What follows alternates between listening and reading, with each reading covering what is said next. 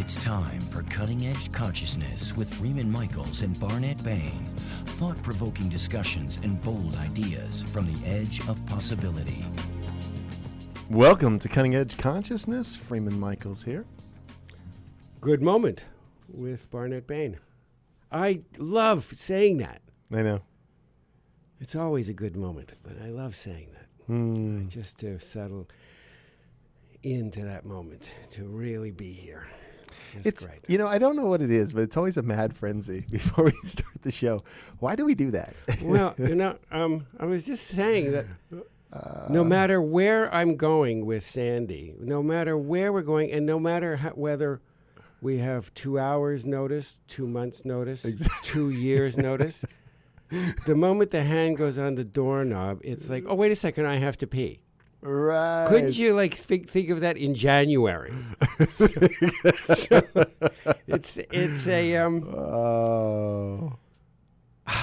it's a lot like that with my kids. I mean, getting my kids into the car, there's no amount of planning that is sufficient. There's always something that's forgotten.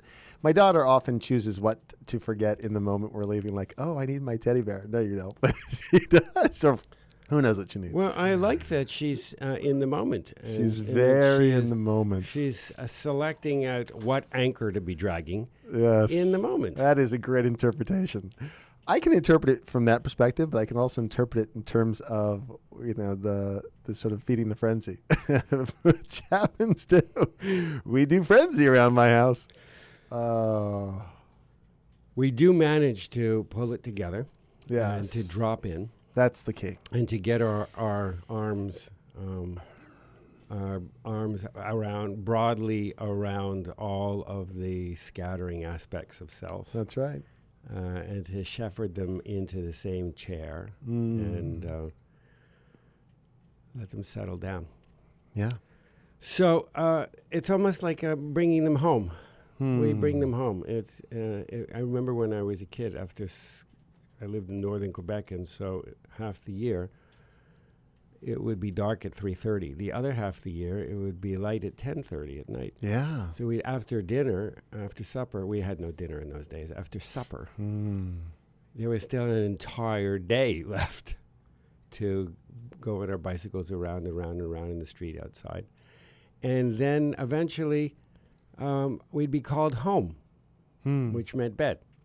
You'd be called home. So I resisted it terribly then, and now it's very comforting to be called home. Yeah, that's nice. All those parts that want to pee at the last minute, or just go get the baby doll once more around the block, or it's just let's settle in and come home. We have a really wonderful show for you today, listeners. Coming home show. And for you, Spence, producer, we have a wonderful show for you today.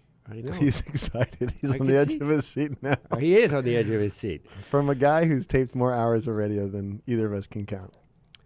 I want to introduce Richard Blanco. For those who feel that is a familiar name, it is indeed a familiar name, selected by President Obama to be the 5th inaugural poet in history. Richard joined predecessors Robert Frost, Maya Angelou, Miller Williams. And I remember listening to that poem. I heard it read live on television. And I can recall how stirred I was. What happened in my body at the time. Very much a poem about coming home and being called, all the separate parts of self being called home, all the scattered parts of self. And so I felt that it was both a very personal art and a very, I don't have a language for it. Communal. Transpersonal. I don't know. I don't want to sound like a shrink because I'm not sure what that means. But so it was so moving, and we're so honored to have Richard here with us today on Cutting Edge Consciousness. Welcome to the show, Richard. Hi, guys. How are you? We're good, we think. Yeah. So We're good, we think. We're good, we feel. The use of words to corral fragments, organize them into an expression, very much a felt expression, is your craft and your gift and your art. So let's start there. Words as a way of coming home, grounding, centering, finding some flow that matches something that we all long for, perhaps. Thoughts on that? Yeah, certainly. As I always like to think, and always say that, I come to poetry very often when I have this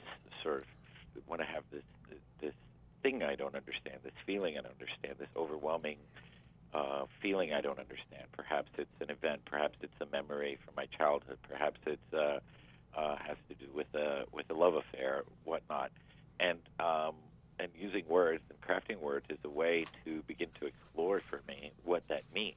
It's a way of diving into myself and trying to explore through the craft of language what I mean. What I feel, and often. Sometimes it'll begin at one end. I'll think something about I'm really angry about this particular event or subject matter, and often through the process of writing, of crafting words, I find out that I really feel completely the opposite, or somewhere in the middle, and that's often the case. Sometimes it's the gray area, but it's the magic of art. It's the magic of poetry for me, at least, and writing. That writing makes us think, and thinking makes us write. Certainly that was the case with the inaugural poem. Aside from writing the poem, why that poem, as you were saying, came across as sort of this very personal journey and this idea of home. Well, home has always been a very big question for me as an immigrant and as someone who grew up in Miami, which is somewhat out of the mainstream Americana, that's for sure. And I had to investigate that question. And I had to ask myself in the new book that explains the emotional journey. I had to ask myself, am I American? Do I love this country? Is this my country? Is this really, at the end of the day, my country? And that discovery process happens in the poem, and I think the best poems that happen for anybody are when that discovery is right there. It happens line by line, word by word. So it was interesting when this whole concept of home that you were talking about. One of my favorite lines in the poem, and one that still makes me sort of chokes me up, is the beginning of the last stanza when it says, but we head home through the gloss of rain, or the weight of snow, or the plum blush of dusk. And it's that longing for home that I think we all have. That's a universal sort of connection, but it's a very personal one for me at the same time. So I love how poetry can do that, and I love how I learn something different about myself, about the world, about others every time I sit down to write a poem. I'm sitting here with my well-thumbed copy of For All of Us, One Today, your book, An Inaugural Poet's Journey. It's stunning, and it's heart-blowing and mind-opening. And I have it very, very well marked. So it says, do I truly love America? This is how you open to presenting a poem, What We Know of Country. Do I truly love America? And which strikes me as the most intimate of love poetry. Do we really know anyone? Do we really know ourselves? Can we really know anything except relative to what we knew in a moment previously and what we might next come to know? And so your poem so gorgeously tracks through the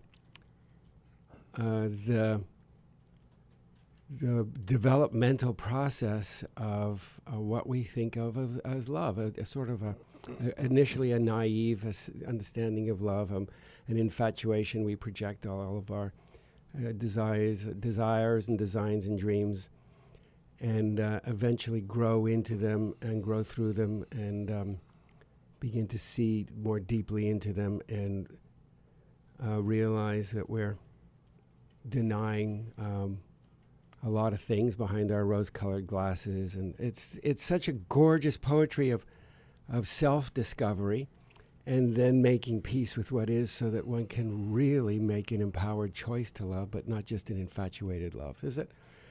I'm doing a tremendous disservice trying to share and process my own response and what it brought up, what triggered inside of me from reading this poem again and again and again. It's so beautiful, and it's so wise in ways that only poetry can convey, because other language is just too brittle. Yeah. Well, yeah. Thanks, Bernard. I think you're doing a great job of describing the poem, and that was the very first poem of the three that I was asked to write by the White House, and in some ways I think there was a reason why that was the first poem, because that question, as you noted, do I love America, was a question I really had to ask myself. I realized, I can't write this poem honestly, and I can't explore this poem or I should say, I need to answer that question first before I write the other two poems. Mm. And I think that first poem became something that I think had always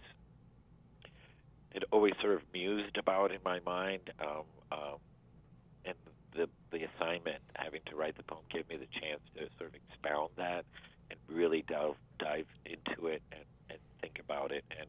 And it really is, as you mentioned, which was kind of interesting, that how we come to love anything, whether it's a country, a person, a city, whatever it might be, that there's always a process to it.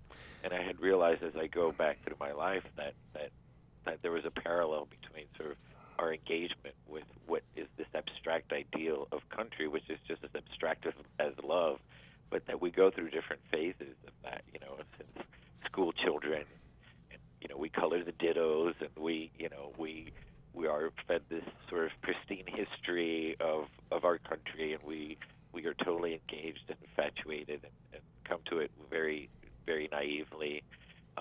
And then eventually, just like with a relationship, that you start dating, so to speak. And then eventually the real realities set in. The honeymoon is over, to use a cliche. But you're getting older, you start learning a little bit more. You start reading other history books. You start looking at perspectives in the news and whatnot. And you suddenly sense this, what often happens in a relationship, this sort of jealousy or this sense of betrayal. It's like kind of like, that's not what you said, that's not what you promised, this isn't what I signed up for. And eventually you also realize that nothing's perfect, that that when you weigh out, life is about sort of weighing out things and understanding what is the good at the end of the day. And that certainly happened with me in my engagement, after sort of realizing that, America, yes, wasn't a perfect country, and those ideals, we have not reached them. And I think that was echoed in Obama's speech at the inauguration. But that's not the point. The point isn't that the ideals aren't reached but they're there, and the idea is to work towards them. And you realize, okay, well, nothing's perfect. Let's work this out. Let's get involved. Let's should always exceed our grasp. Yeah. And then eventually forgiving that and coming to a real mature understanding of your relationship to your country. And I think that language right there, mature. I mean, that strikes me as such an important thread, because what you're talking about, from my perspective, is a maturation process, and a self-discovery. I love the idea that to begin a poem and to find ourselves in the process, any artistic process, but in this case we're talking about poetry.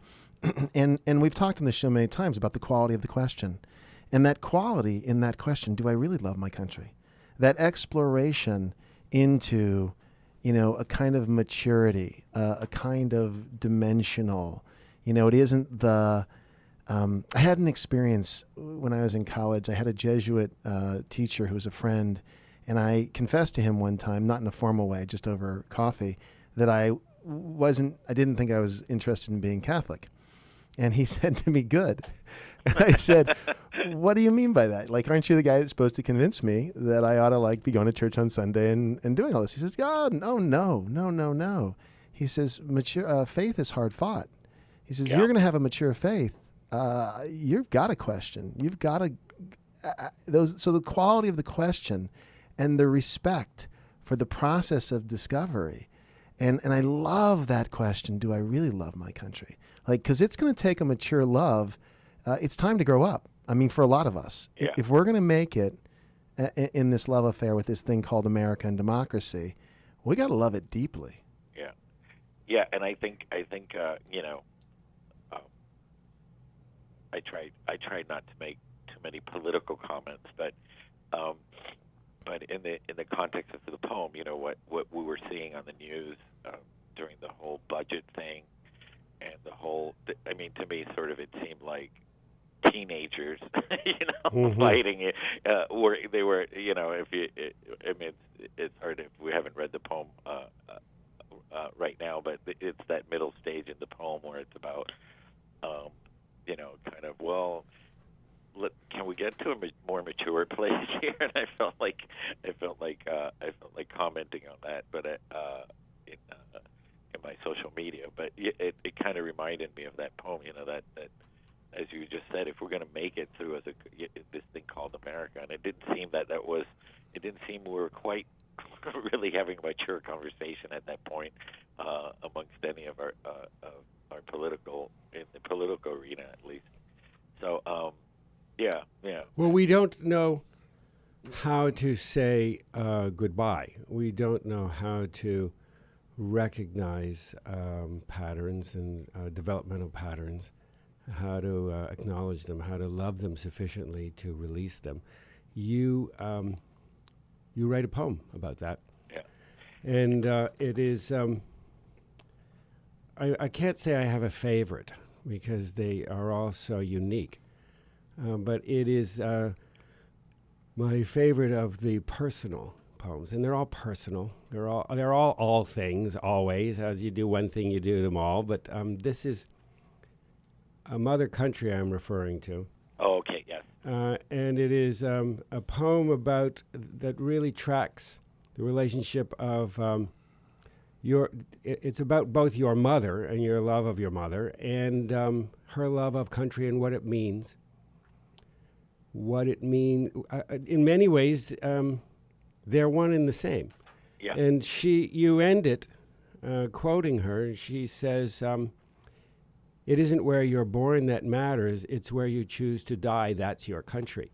As I say that, I choke. My whole body, my whole body constricts. As an immigrant as well. In the knowingness that we're all strangers here, and it is not. So much where we've been, although we hold that with love and respect, but it is more, we are more about where we're going. I want to talk about that. Barnett, would you mind it? Because we have to take a commercial break. Can we come right back with where we're going? Yeah, Richard, bear with us. We have to sell a whole bunch of stuff. That's all right. We'll be right back with Richard Blanco and Cutting Edge Consciousness. Great.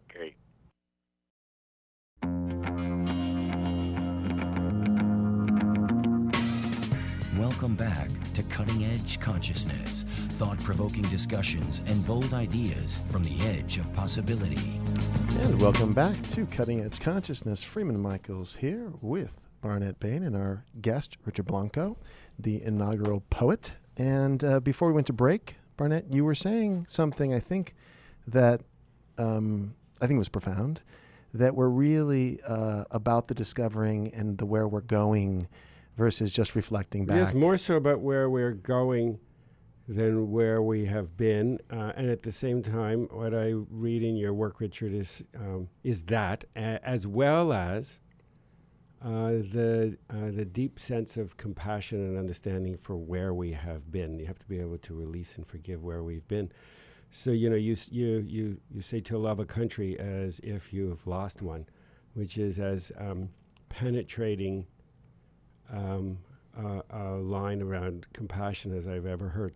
So I want to invite you to comment on that.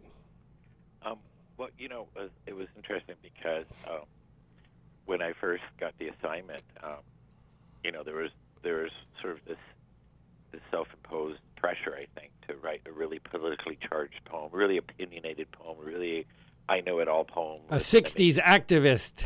Yeah. Oh, you were hearing that inner activist. A Stanley Kramer movie. Yeah. And mostly because, of course, all the hats that I had on, which was really a big sombrero, and I don't mind that. I mean, that's who I am. I am a gay immigrant Latino engineer poet, so that's fine. But it was more of a self-imposed pressure, and I realized that what I've never written from that space, so I wouldn't be true to my voice. And two, I realized that moment in the inauguration, and I think poems in general, is about being a visionary for the moment, not, like you said, not where we're at right now, not the battles we're at right now, but where we could be. And that was a really big sort of breakthrough in all three poems for me, to know that I needed to write from that space of where are we going, where can we be, who can we be, what is the best in us, what is our higher selves, and trying to recognize that in myself and in the poem, and hopefully for others to see it mirrored in themselves in the poem. I think that's generally true about poetry. For me in particular, often I will come to a poem with sometimes with very opinionated idea or stance, and as if I open myself up consciously to what I'm really experiencing, you realize that the issue or the matter at hand is really takes you to a higher place if you're really allowing the art to do that. Or maybe the word I love that about poetry. Yeah. And maybe the word isn't even, again, it's deeper for me. It's a deeper cut. It's a deeper thread. I love the idea of these kinds of labels: gay, immigrant, Latino. There's at the level of the heart space and of the clarity of the expression, all that goes away. It's a deeper thread of connection, right? Where all that becomes insignificant. And I think that's home, because again, we can get so distracted. You were mentioning the sort of glaring dysfunction in the debate over, it wasn't even debate, in the whole posturing over the budget. Right, where right. it's like, everyone's playing, it's totally incorrect to say this, but Mexican standoff, right? Everyone's pointing their guns and saying, I'll blow you up. Right, and right. and it lacks maturity, it lacks depth, it lacks understanding. And so I love the idea that, at this deeper level, we don't even need to consider all those things that are at this moment inconsequential. We all have a deeper thread. There's a deeper river that we can potentially tap into that'll obliterate all the ways that we can find ourselves separate, right? Yes, certainly. And I think that a poem can do that for the readers, for the listeners. But it's also an exercise that I go through when I enter and sit down to write a poem, because I want to go through that process as well. I want to find out, as I always say, the truer truth. That sense of what is it that's really at stake here? What is it that we're really looking at? And so in many ways, for me, a poem and the act of writing is in many ways a spiritual exercise as well. I mean, I can't separate the two, one from the other. Even in something as an occasional poem, which is sort of like work for hire, I had to find that deeper root of what it is that these poems were supposed to do for myself and for those who I was going to share it with. So, it's I think it was Wallace Stevens who always thought of and had a concept of writing and of poetry as a sort of religion. In other words, that it was in some ways a spiritual practice, because every time you sit down to write a poem, it is a discovery. It is a meditation. It is some place that you go to that you don't go to in the course of your ordinary day. It makes us stop. It makes us hold everything still and say, let's look at this for a moment. So I hope that, I know I do that, and I think that energy is imparted in the poem when others listen or read it. And I just want to mention also one more thing, that it's also in some ways the art of writing, the art of poetry, is in some ways a very sort of selfish endeavor, because it is, like I said, I want to find out something about what I think or feel. But on the other hand, the thing about art is also that it's also simultaneously has to be a way to transcend your very self. So, well, in the selfishness, the selfishness is not necessarily in beautiful art, in good art. It's not a lust. In the ordinary is the extraordinary. And so when you write about taking your mother and guiding her by the arm onto the platform in front of the Capitol on the Mall of Washington, on a platform sitting next to the President of the United States, a woman whose journey took her from a dirt floor in Cuba onto a platform with the President of the United States, sitting behind, as she took pains to note, the beautiful Beyonce, whose figure was surely a carbon copy of her own 30 years ago.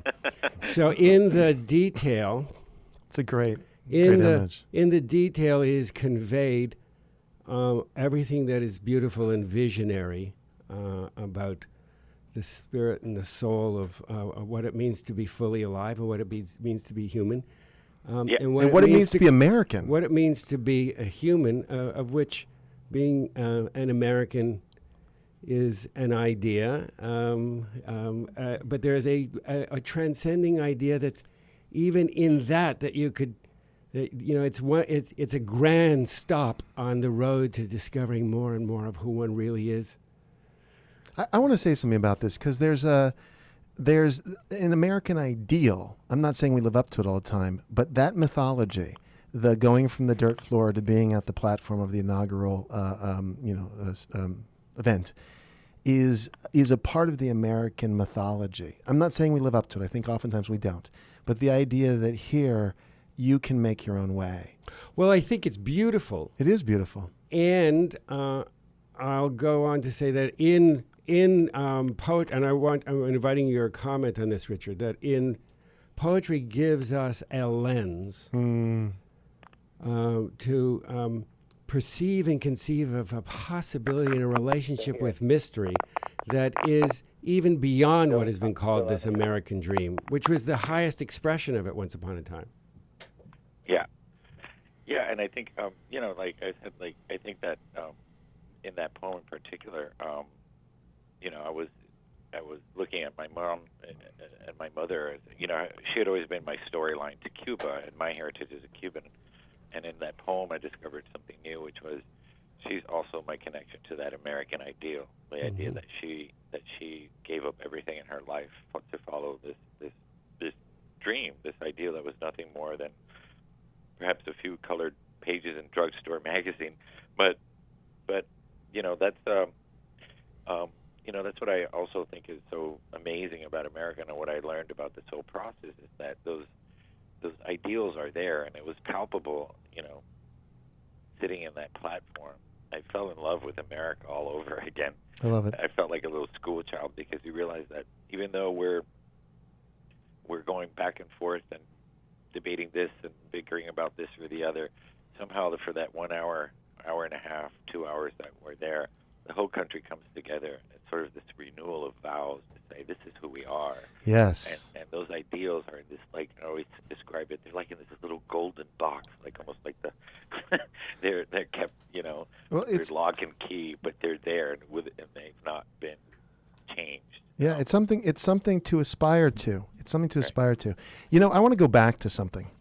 And it's really, for me, it's so critical. You were talking about your own self-exploration and how it can be in some particular way, I don't want to say self-involved because, it could be self-involved. It could be self-involved, but it moves into something that is a sharing, right? So in your own self-exploration, there's a risk involved in going in and going on this path to discover something that you then share. And for me artistically, in my artistic experiences, that little cliff I jump off of and go, oh, it isn't me trying to be nice or impress people or win them over. It's me willing to risk something. Do you know what I'm talking about right now, where it moves from a sort of self-involved thing to where it's a gift. It's a sharing. I think that's ultimately the sort of the basis of art in general. Is how do you tell your story as accurately and honestly and heartfelt and passionately, and then by the same time realizing that your story is really, how do you transcend that story? That your story is really in some way some kind of archetype or some kind of vehicle to which a greater understanding happens. So it's that kind of irony, and I think Frost said, like the universal is in the details. And that's what whenever I sit down to write, I say, okay, I have this feeling, I have this thing, I have this moment, I have this memory. But what does that mean about life in general? What's the common human denominator that my experience is an expression of? That's it. And that's what I try to write from that space, so that it goes beyond sort of the merely sort of selfish, self-absorbed poem that's impenetrable, to offering up your life and your experience and saying, putting it on the table and saying, so Richard, this is what I learned, but this is sort of what my life is about, but here's what all our lives are about in some way. I know that you have to leave us, and Yep. I don't know if you have a moment or two before you go. We don't usually do this on this program, but if you are willing, would you give us some or as much as you are comfortable of one today? Oh, sure. Yeah, I'll read that, and then I think we can close on that. Super. We'll close on this. I'll read the first four stanzas, which seem to capture a lot. One sun rose on us today, kindled over our shores, peeking over the Smokies, greeting the faces of the Great Lakes, spreading a simple truth across the Great Plains, then charging over the Rockies. One light, waking up rooftops, under each one a story told by our silent gestures moving behind windows. My face, your face, millions of faces in morning's mirrors, each one yawning to life, crescendoing into our day. Pencil yellow school buses, the rhythm of traffic lights, fruit stands, apples, limes, and oranges arrayed like rainbows, begging our praise. Silver trucks, heavy with oil or paper, bricks or milk, teeming over highways alongside us, on our way to clean tables, read ledgers, or save lives, to teach geometry or ring up groceries, as my mother did for 20 years, so I could write this poem for us today. All of us. Yeah. As vital as the one light we move through. The same light on blackboards with lessons for the day, equations to solve, history to question, or atoms imagined. The I have a dream we keep dreaming, or the impossible vocabulary of sorrow that won't explain the empty desks of 20 children marked absent today and forever. Many prayers, but one light, breathing color into stained glass windows, life into the faces of bronze statues, warmth onto the steps of our museums and park benches as mothers watch children slide into the day. Beautiful. Richard, the book again for our listeners is called For All of Us, One Today, Inaugural Poet's Journey by Richard Blanco. Richard, thank you so much for taking the time to join us today here on Cutting Edge Consciousness. Thank you both. And a big hug for Mark. Will do. Thank you. Till next time. Till next time. And for Bye-bye. those you listening, stay tuned because we'll be right back after these messages to wrap things up here on Cutting Edge Consciousness.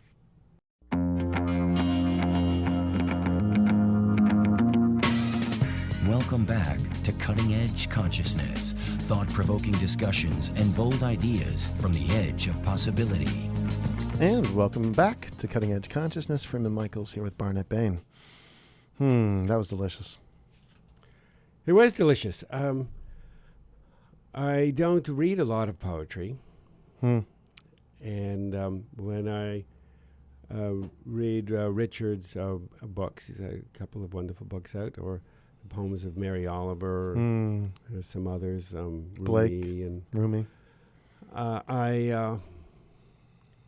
I feel that so much complexity is handled, is made available to me in ways that the inner logician that loves to slice and dice and compartmentalize, and has, when you go past a garage mechanic, they have those tool things with all the little drawers.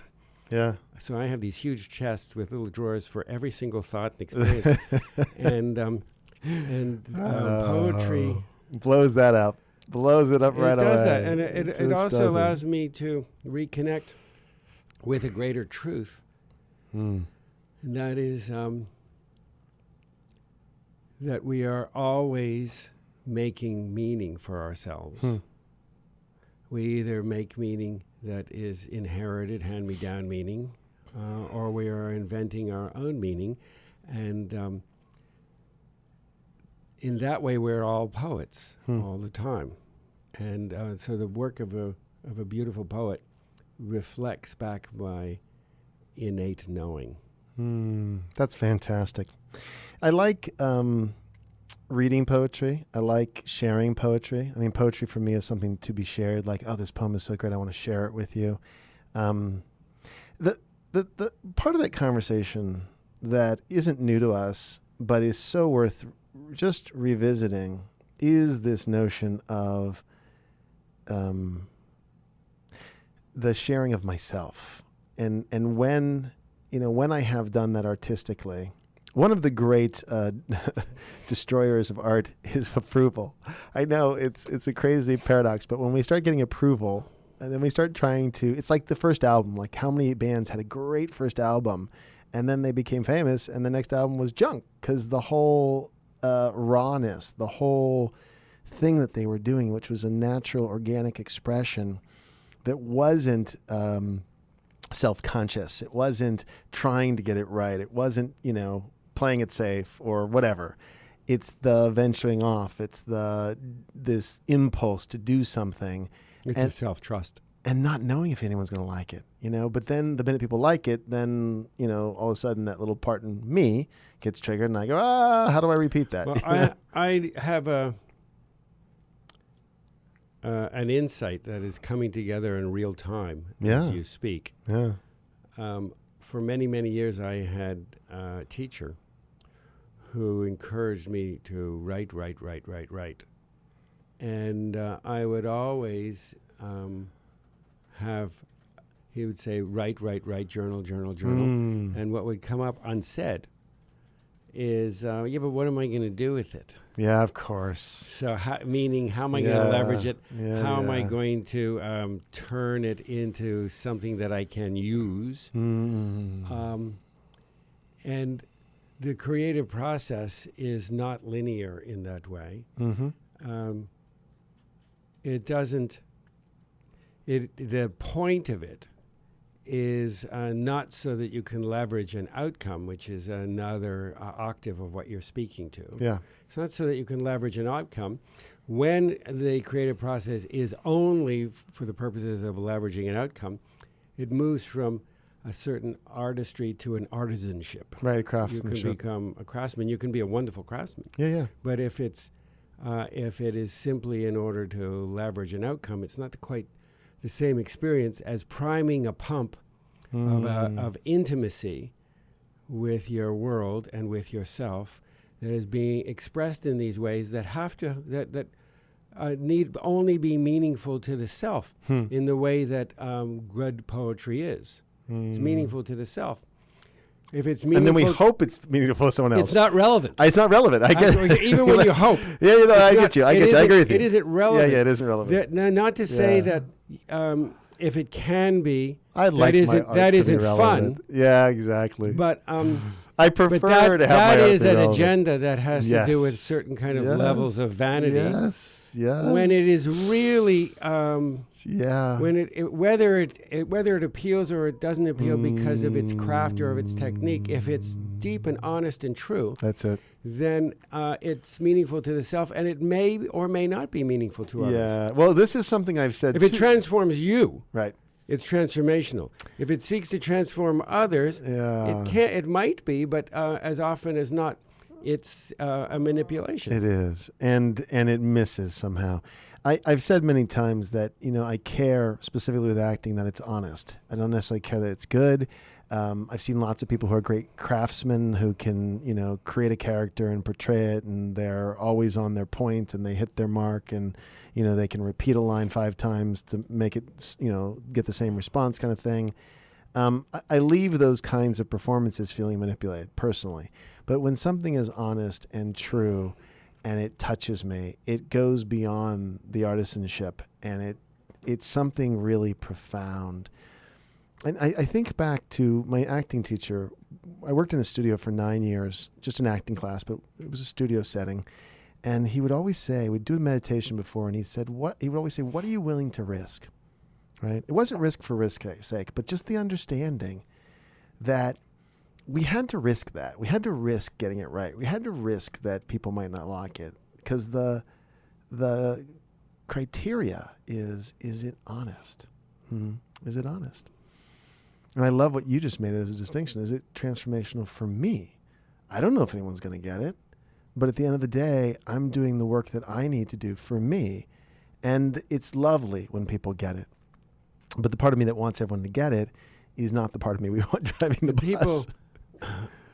I believe people do get it. They don't necessarily get it in the way that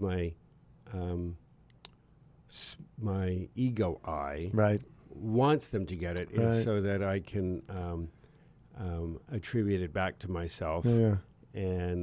But people do get it. They get it in ways often unbeknownst to us. They get it because they experience something that is a pure, authentic frequency. They are inspired by the courage that it takes to do something as an innocent, as a naive, out of passion. We talked on this show previously, a couple of years ago, about amateurs, which is now a word that conjures up inferiority. Yes, it's sort of like intellectually and artistically dubious. But in its currency, amateur, from the French aimer, meaning to love, was somebody. It signified someone who engaged in practice for the love of it. It's so great. Not as an agenda. Not that there's anything wrong with making money out of it. There's nothing wrong with that at all. But we don't engage in our marriages. Some, I suppose, do. In our relationships, we don't engage in our relationships with our children. We don't engage in who we are being with a desire to leverage it for our in some way or other. And when we do that, when that does happen, and it happens frequently, lives don't work. Yeah. I don't mean to change topics, or maybe I do, but I love the question of, do I love my country? And I think just in this moment of, and how deeply? And how deep is it? Is it a deeper thread? And I think of it in terms of my wife or my children. How deeply, not to quote a Bee Gees song from the 70s, how deep is my love? How deep is your love? Yeah. But that is a great question. How deep is my love? I mean, part of the Wives show, which we'll do again this New Year's, coming up after the holidays, folks, or during the holidays. I guess it's the sort of end of the holidays season. But that's always our question going in. How deep is our love? Are we deepening? So we're past all these sort of initial stages. Clearly, infatuation's over, and the stages of love over 12, 14, 20, 30, I mean, 32, decades. Going on 33 years here. I think we're at 13 now. I always lose track of how many years we've been together. But infatuation to levels and levels and levels, complacency, ebbing and waning of love. Love, like the phases of the moon, ebbs and wanes. This thing about love. How much do I love my country? How much do I love my world? How much do I love myself? Eventually, Eventually, for me, they are becoming. I can see how eventually they will become all at one and the same thing, and that when I get into a comfortable relationship with those things, it holds for a while, and then the moon starts to wax and become full. Yeah. And it becomes full with more than I'm able to handle. And then it breaks down a little bit for me. And this idea that I had once upon a time as a teenager in love or as a young adult in love, that, I love you unconditionally, like so many country and Western songs. They love their girl, they love their dog, they love their horse. Totally unconditional. And then now their tractor, their pickup truck. Unconditionally. We love you unconditionally. There was a Ford commercial. Which is, unconditionally is, I think, means I love you in ways that I cannot, from here, imagine any behaviors. I cannot imagine the boundaries beyond which I will become so triggered that I may not think your behavior is loving. But that will surely come as you engage in a long-term relationship. You will meet, whether it is in the behavior and the conduct of your spouse or your children or your country. Yeah. You will meet behaviors that are clearly beyond your comfort zone, and then we see the degree to which we love. So, I know on this show we've had people of one political stripe or another who go absolutely off, just like bat crazy, about the other party and a lot of finger wagging. So, that is the place where we see the edge of what are the conditions of our love. They're just simply not being how I want them to be. I'm loving when it's inside what you're my saying, comfort zone. So what you're saying is so important. It's interesting. There was a Jackson Browne song about America. He wrote a song about America saying, I don't like the direction America's going. But he starts the song off by saying, I was made for America. I've prayed for America. She's in my heart. She's in my soul, and that's why he's singing the song. The deepening of it, so that again, we talked, well, do I want to reference specific shows? Probably not. Just deepening when our reaction is so strong, do we want to ride that superficial storyline, or do we have the spiritual maturity to deepen so that we have more resources in responding to what's pushing us out of our comfort zone? So the pushing us out of our comfort zone becomes part of our own, to quote Rumi, if you're irritated by every rub, how will you be polished, right? So it really begins to polish our love because we're challenged. When our kids challenge us, this with your daughter, it's like, can I deepen in my love?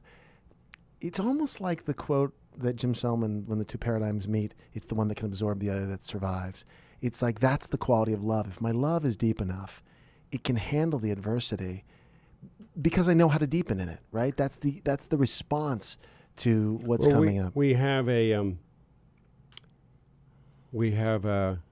kind of a socialization that presents love as very mushy and sentimental. And one-dimensional. And does not show that it is also ferocious when needs to be.